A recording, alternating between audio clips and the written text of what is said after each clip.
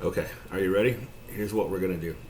You're going to take your ring finger and you're going to put it on the 3rd fret of the B string, which is the 2nd string here. And then you're going to take your index finger and you're going to put it on the 2nd fret of the 3rd string, the G string. Then you're just going to kind of put that middle finger like you're telling somebody to go do their thing. And then here's what you're going to do. You're going to take your thumb. You're just going to strum the chords, but you're going to strum them at tempo. So you're going to pick a tempo. Kind of, I would go slow, like this. Go 1, 2, 3, 4. 1, 2, 3, 4. Because we're going to change chords, and we're going to change chords on tempo. And what's more important than getting the chords to sound perfect is to getting the change on the tempo. And what I mean by that is you're going to go 1, 2, 3, 4, 1, 2, 3, 4, 1, 2, 3, 4, 1, 2, 3, 4. Okay? So what we're going to do though is that we're going to change chords by anchoring our ring finger here on that B string on the 3rd fret. So really all we're going to do is we're going to move and manipulate our pointer finger and our middle finger, okay? So we're going to, the chords we're going to change to is going to be, the progression is going to be D, C, and G. So in order to make those chords, this is the D chord with our finger on the, our ring finger on the 2nd fret of the, or the 3rd fret, excuse me, of the 2nd string, and our index finger on the 2nd fret of the 3rd string. And by strumming the open D string here and the bottom 4 strings, that's going to make a D chord. Okay. Then what we're going to do is we're going to take our middle finger and we're going to put that 3rd fret A string. Okay. And then you're going to take your pointer finger and you're going to go 2nd fret D string, and then you're going to strum there. That's going to be your C chord. Okay.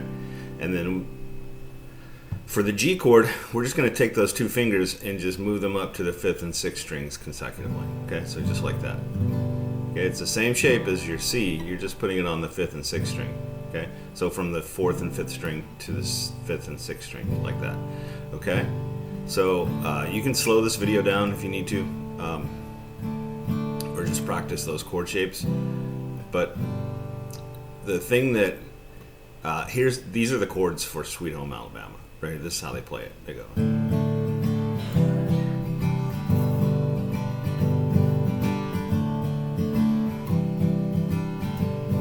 Okay, so and millions of other songs are written in this chord progression. So, and this is one of the first chord progressions that I ever learned on guitar, because it's so easy, right? And everybody learns this. So it's. What's important though, as we talked about a little bit earlier, is to take tempo.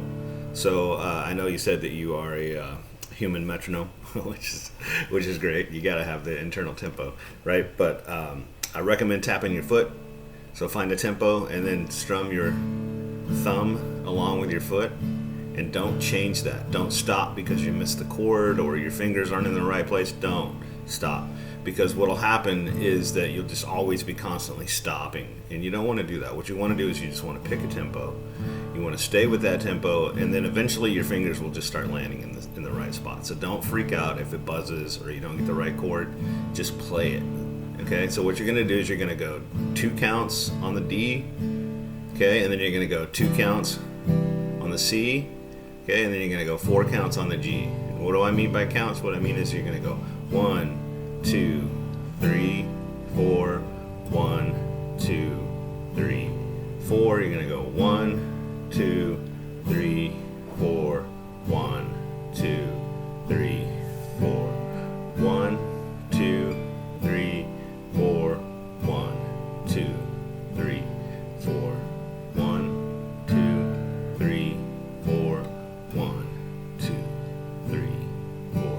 Okay, so I'm going to stop there, but what I'm going to talk about right now is that within that 4 count that we were just doing, there is the and between the 1, 2, 3, 4. What I mean by that is you're going to go 1 and 2 and 3 and 4, and the and would be the upstroke. Okay, so it's 1 and 2 and 3 and 4.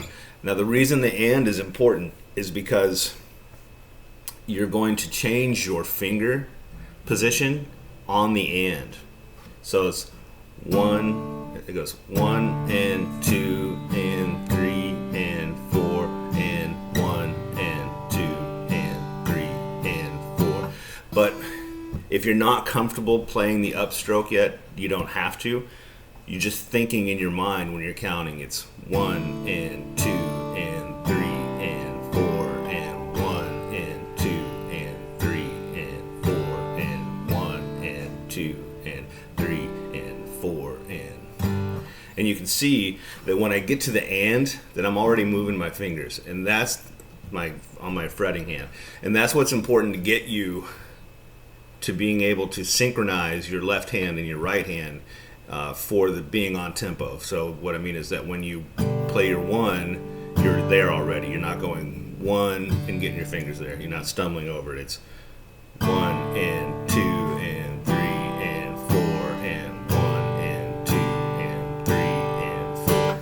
Okay, so I would, if you want to learn that, I would suggest just practicing that.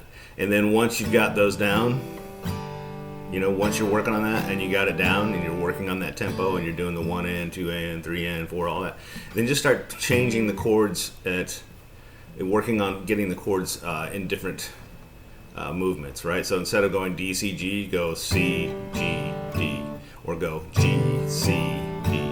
Okay? Make sense? There's a ton of songs that do that too, right? You go 1 and 2 and 3 and 4 and 1 and 2 and 3 and 4 and 1 and 2 and 3 and 4 and... So you just play that progression back and forth. You can change it up. You can do that 1 and 2 and 3 and 4 and 1 and 2 and 3 and 4. Whatever you want to do. But the key to this is that it's going to do two things. It's going to help you play something musical while you're practicing how to get your left hand and your right hand in sync. It's going to help you get that tempo going. It's going to help you understand where the chords should be in accordance to the beat, right? And it's going to help you get this hand comfortable fretting. Okay, cool. Text me if you have any questions.